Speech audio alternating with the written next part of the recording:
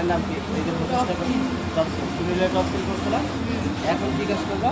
GST, তাই না? টপসিলের কাজ বুঝছো? এখন দেখো জিএসটির কাজ বুঝছো।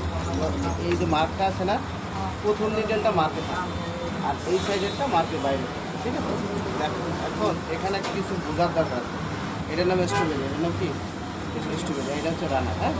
এই স্ট্রবেরির নিচ দিয়ে যায়, স্ট্রবেরির নিচ দিয়ে যায়। জিএসটি যখন ঘুরবে তখন স্ট্রবেরির নিচ দিয়ে যাবে, ওকে? আর যখন কাজ করবা এটা এভাবে ভাজবে, এই পাটে পড়বে না, এই পাটে আরেকটা ফর্ম রয়ে গেছে, ঠিক আছে? বুঝাইতে পারছি? কথা না বুঝলে বলো। এটার নাম কি? Strawberry, strawberry.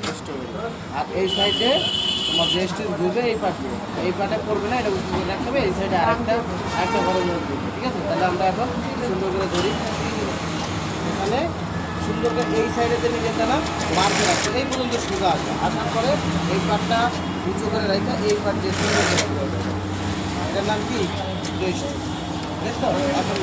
এখন দেখো এই সাইড তোমার যা বলছিলাম, এক পাটে পড়ছে আবার এই পাটে পড়ে না, দেখছো? এটার নাম কি?